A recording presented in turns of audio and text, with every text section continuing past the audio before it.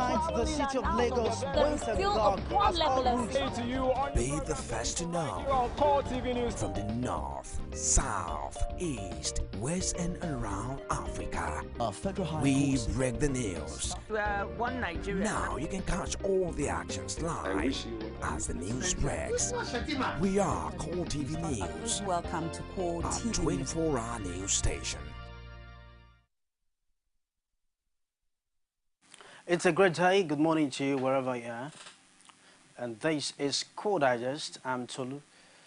It's a great day wherever you are watching Core Digest. Tolu Ojomi is my name, and I say welcome back from that break we had shortly for the news on the hour.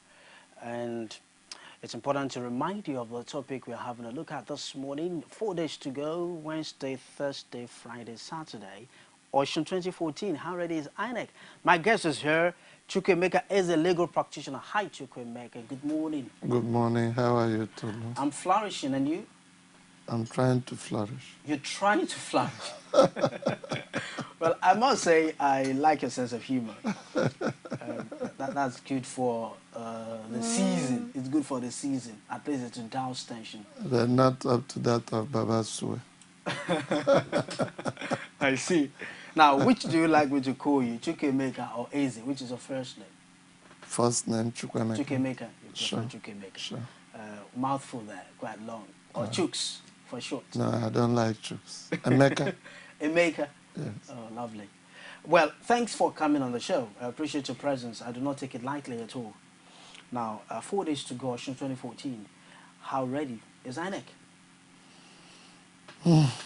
Actually, you know, I don't work with INEC, but from what I've been reading, I can only hazard a guess. I just want to say that INEC had never been 100% ready for any election in this country. Really? But just like when a student scores 70%, Okay. you give him an A. Okay. So I think what INEC does is to hover between C and A. Okay. So Well, what's your C? C is around 50. Okay. So I think, considering the whole environment, that things are not perfect in this country, nothing has been working perfectly. And INEC, being an institution, is not operating in vacuum. There are other situations around it that affects what it does. So, considering voters' education, INEC has done well. In fact, politicians have done well by informing the public about this issue. In fact, it's in the lip of almost everybody that there will be an election in Osun. So, in terms of voter education, You're giving INEC an A there? yes, INEC has succeeded. I'm buoyed by the activities of political parties. They have assisted INEC to perform very well in that regard. Okay. So in terms of the permanent voters card, Okay. I think INEC has tried, having distributed for more than half of the number of the voters, but you cannot give it an A. Now, the solution is to have a timeline. Why is it that when we have an election, we should not have a timeline? This period to this period, this is what will happen. This period, we will display voters' register. Then complaints to last from this period to this period. Let it be part of voter education, because most of the voters don't even know the period for the distribution of the permanent voters card. They don't know the period for the various INEC activities. So there should be a timeline. This should be advertised on the television, generally in the mass media, that people will know. And this should be done well in advance. So as it is today, I don't expect INEC to be perfect. If they come close to getting things ready, then we should applaud them, because we don't have a perfect setup in this country. So you want to ask me a question? INEC has given itself an 85%. It was the first thing I said on this show. And then I also added that it's one thing for INEC to give itself 85%. It's for analysts and election observers to assess that score and its performance, and then re-evaluate. I'll give and INEC a B. Give a score. I'll give INEC a B. So a B, you give INEC a B, not an A. Yes.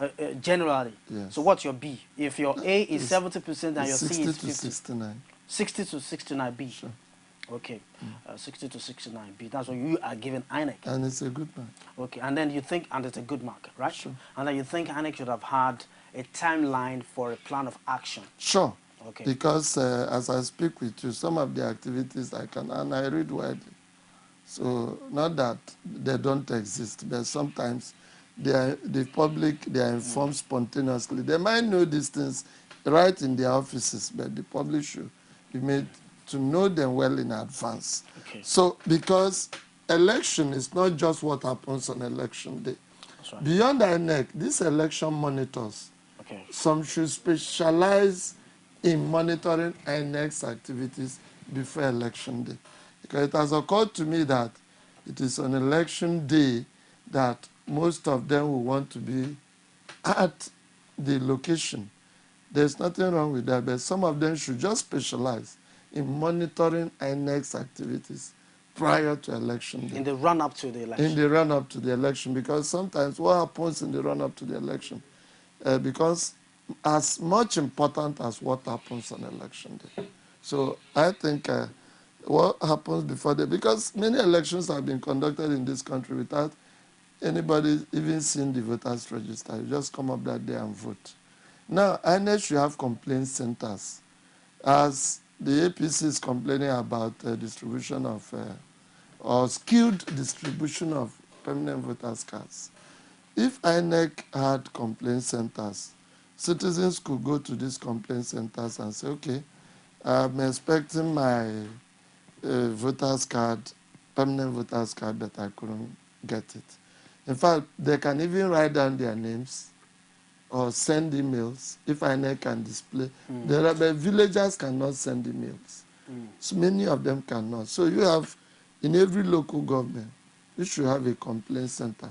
If you have a temporary card and you've not received your permanent voters card, you should lay up your complaints. And prior to that day, these complaints should be investigated. They should get their permanent voters cards. And if they are unable to, then because they have written their names in the list, you will now permit those ones to vote. Okay. But a situation whereby you leave it at large, then the political parties or party complaining would, instead of engaging in scientific analysis of these things, because even the political party can itself open complaint centers and perhaps have these people thumbprint, if they can sign, or sign signatures with all their particulars, package them and send to the INEC office. That these are our party members that have not received this thing. But I think we make sometimes some of these allegations, and when there are too many, you find it difficult to believe some of them, because almost on every issue there are allegations. And it tends towards propaganda. And at a point to begin to, you say that's how they keep making noise. That's how they say. On every issue, even things that should not be complained about. And you know, that's a problem I have with, and a lot of people have with, the complaints that the APC is bringing at this time. You know, many times we've been taught to look at the message itself and not just the messenger. You look at both. Both, okay. Sure. Now, that's fine. Now, part of the allegations that the APC is raising at this time through the National Publicity Secretary of the party, Lai Mohammed, is that, well, there's a delay in the distribution of the permanent voter cards, and that is a deliberate attempt on the part of INEC to disenfranchise APC members that should vote. I find it difficult to understand. How do you assess that? No, if he says there's a delay, it's understandable. Usually, you don't have a perfect INEC. You experience delay in many of the activities. But if you say they deliberately disenfranchised APC members, then you ask yourself, does INEC know APC members? and they are selective, Now discriminatory. he says the officials, the INEC officials usually ask them when they come for the voting cards which party they belong to, and they wants to say APC, then they want to witch hunt them. You don't even know, some people might even say APC, believing that you are a government. If you go to rural areas, some of them don't even know the difference between state government officials and INEC officials. And if they know that the state government will shun them, if you ask anybody which party will you vote for in advance, he say APC. He doesn't want you to withdraw. So at that level, you don't even know who is APC.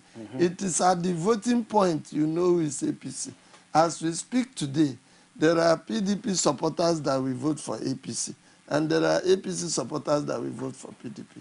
So it will be premature or not purely reasonable to assume that INEC, by way of discrimination, has selected those that are APC members and refused to give them PVCs. I refuse to agree with Lai Mohammed. But I may agree with him that there is delay. And this delay is a regular thing in our system. There is hardly any system that you don't experience delay or haphazardness in performance of activities. I see. It has come to be with us. That's why even in our private lives, we have what we call African time. What does it amount to? Is it not delay? You fix wedding for 12 noon. Guests will be coming at 4 p.m. And it has been taken as part of our lifestyle. So if you say delay, it's already part of us. It's part of our culture. We've imbibed it.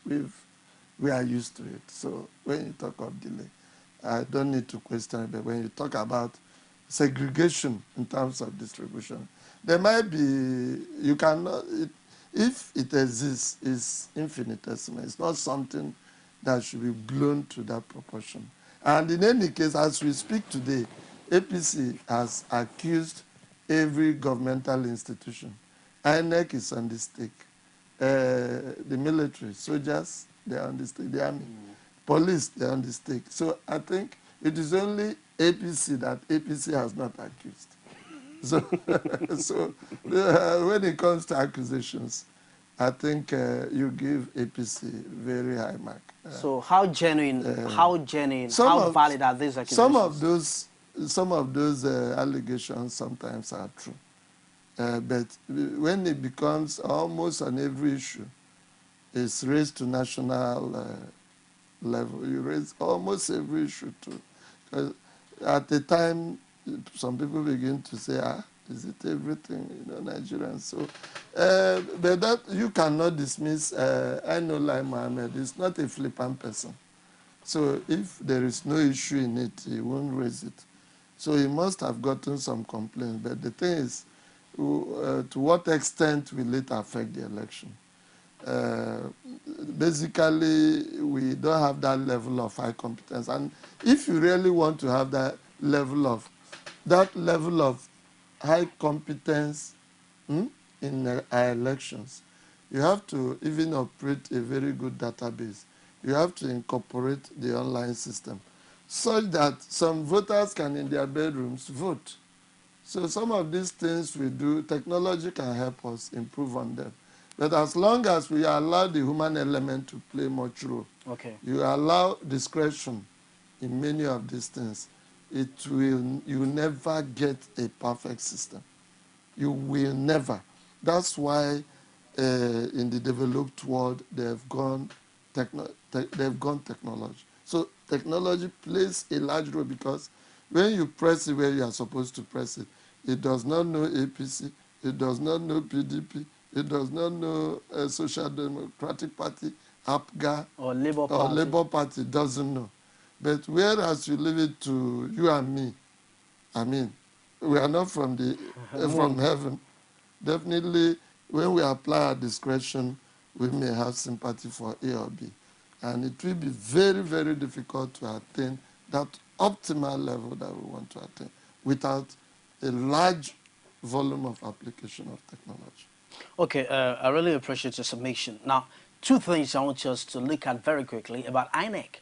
Now, the name itself, Independent National Electoral Commission, it used to be NEC, National Electoral Commission. Now the name was changed to INEC. How really independent is Independent National Electoral Commission? To a large extent, one can accede to the fact that they are independent. Okay. To a large extent. Yes, But not absolutely. Right? No, not absolutely, because many electoral officers, many of them they take bribes, and many electoral officers take bribes. They do, and that's why I advocated for election monitors. The monitor need to be monitored, because many INEC staff, after elections, if you see the amount of investment they make, you wonder where the money comes from. So you see these election monitors, many of them hardly monitor INEC staff. They forget that many INEC officials wait for every election to make it in life.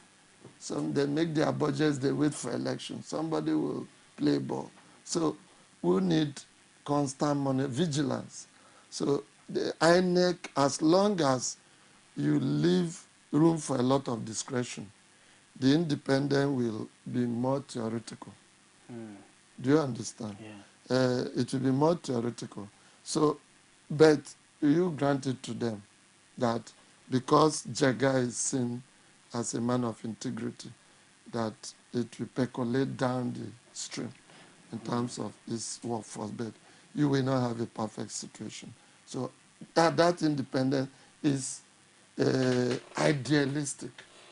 It is the ideal. It is what we want. It is what we expect. But it is not the real. In reality, it's not an absolute situation. There is dependence in independence. Tell me about that. Dependence and independence. Tell me about it. Yes, bring it on. The human factor will surely show that many of the people that work for INEC, they even forget the word independent.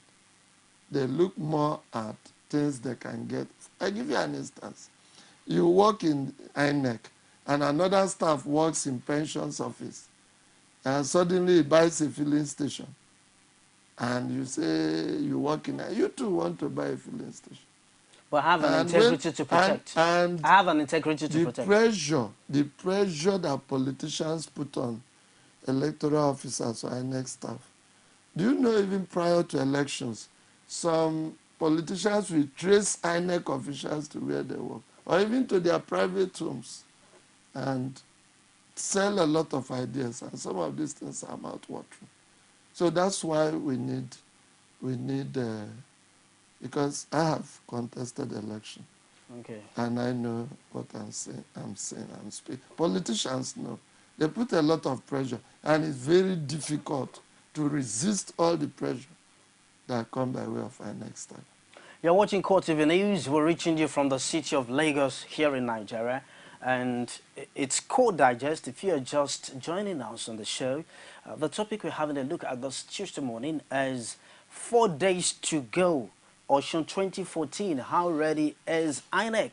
4 days to go. Osun 2014, how ready is INEC? And my guest is Chukwemeka Eze. He's a legal practitioner, and we'll be having submissions from him. Now, earlier you spoke about election observers working not just on election day, but even before the election day, in the run-up to the election. They should be on ground to monitor and observe.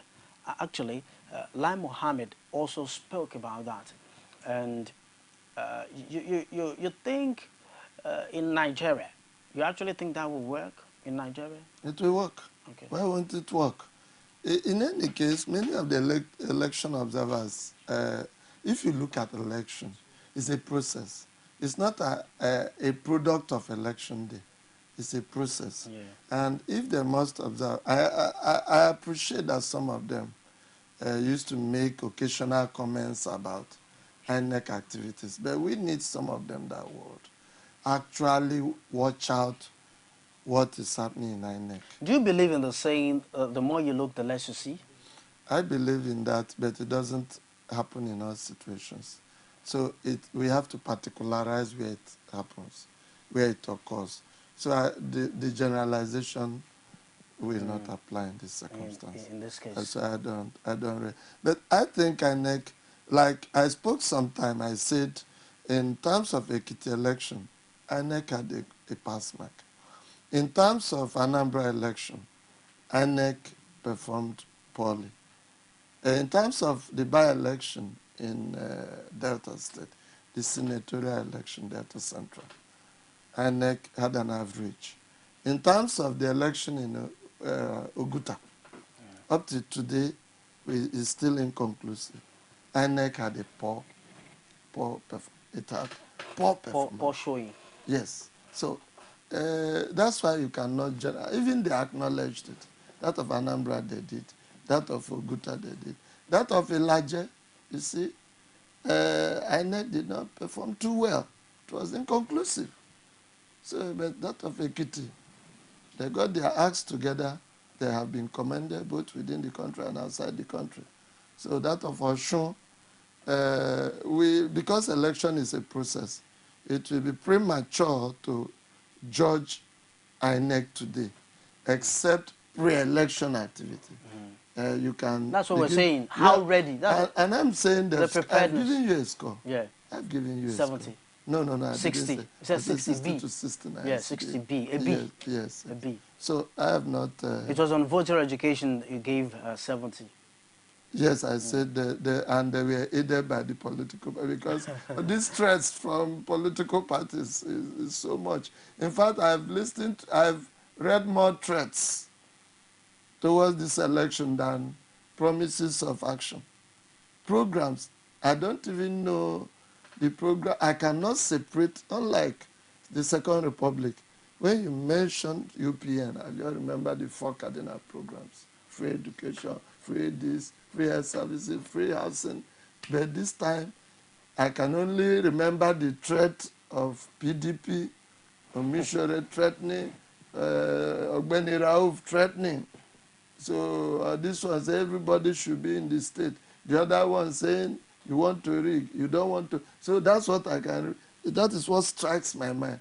We need a situation. In fact, we'll be helping INEC by reducing tension.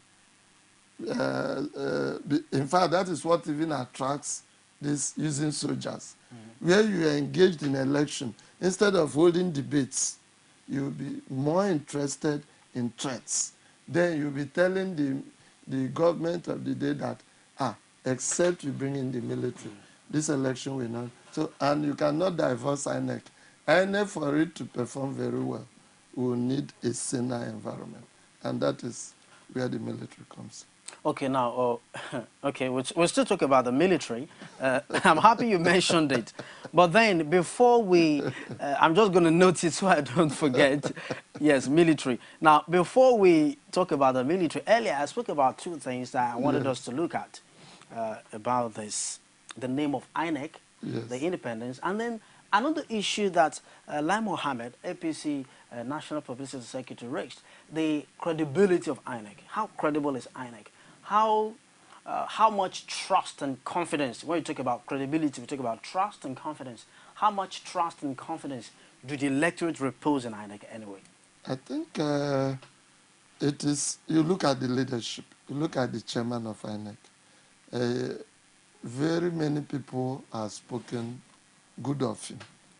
It's not perfect, but if he makes a mistake or commits an error, it is seen as the error of the head and not of the heart. Well, what's the difference? The difference is that he will not deliberately plan to rig an election. But there might be collateral factors that may make INEC officials to compromise. Collateral factors, that's huge. That sounds like a legal term. No, not this English word.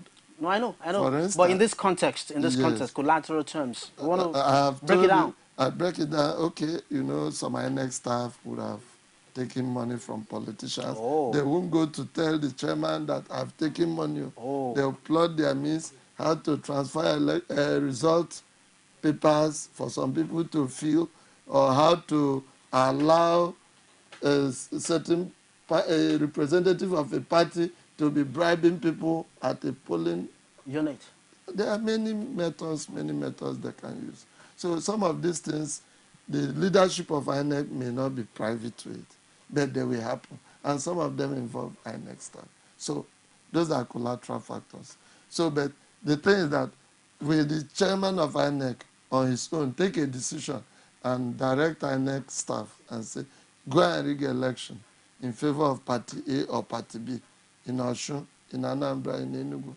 So people, majority of the people thinks he won't do it.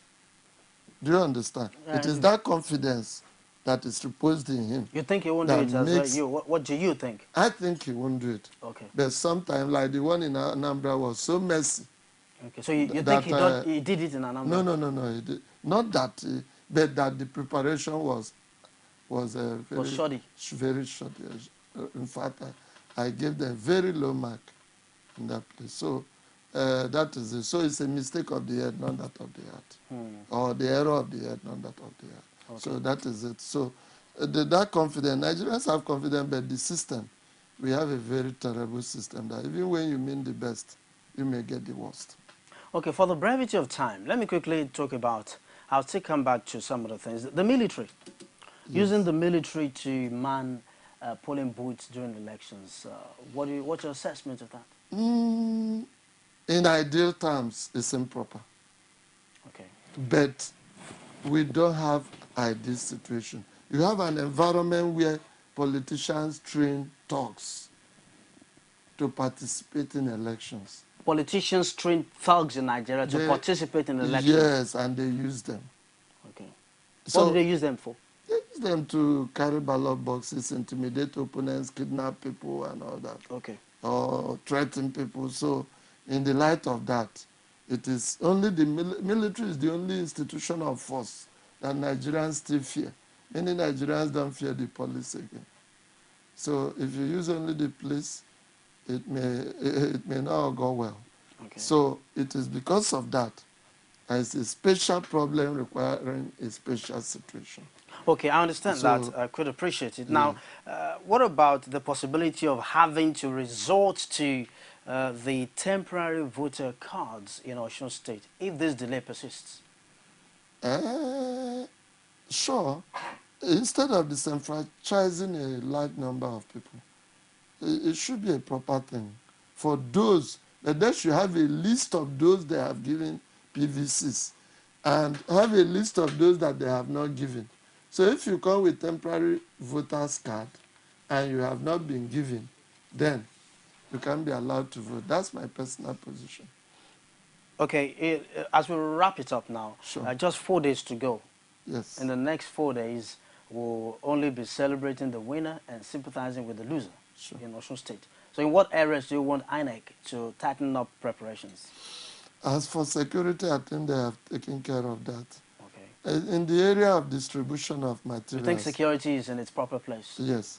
In the area of distribution of materials, they should emulate what they did in Ekiti. Okay. In the area of informing the public, providing phone numbers for complaints and all that, they should equally emulate what they did in Ekiti. So they should be seen as impartial, as much impartial, and they should take complaints of political parties serious to avoid being accused at the last minute of supporting. Because these accusations, we are becoming usual with it. I mean, constant accusations before election. But you remember the election, INEC performed well. That there were too many. In fact, at the time, Oshomole said he wouldn't accept. But after the election, he praised INEC. So this INEC being accused today can still be praised by the winner. So usually politicians, the tension is always there. Okay. And that's why prior to election, A will accuse, B will accuse, but let them hold their heads high and work towards giving us another reliable, free and fair and convenient election. And I think that is what I want INEC. And that is what Nigerians are expecting INEC to do. You've been watching and listening to Chukwemeka is a legal practitioner on 4 days to go, Osun 2014. How ready is INEC? I should say a big thank you to you for coming on the show. I'm grateful to you. We've been warned to stay clear of handshakes. Okay. Then let's use our back. We contract Ebola. And once we use the back, it has to be 3 times. I don't know That about that. is no, that one is Igbo. I know a younger one should not stretch out the hand to an older person. I still do not know about that But on you a should show know that. like this. You should know that it's the older person that should stretch out his hand. Okay, I'll note that. Note that. Thank you for coming on the Thank show. you. I really want to have you at some other time soon. I really love your sense of humor. Well, I should let you know that with just 4 days to the governorship election in Osun State, southwest Nigeria, the Independent National Electoral Commission, INEC, says preparations are in top gear to ensure free, credible, and fair polls. And the state resident electoral commissioner, Mr. Olusegun Agbaje, said this in Osogbo, the state capital, during a briefing on the commission's preparation for the election. I say a big thank you to you on behalf of the entire production crew. I'm Tolu Ojewumi. Stay lifted on top of the hour. We'll bring you the news on the hour.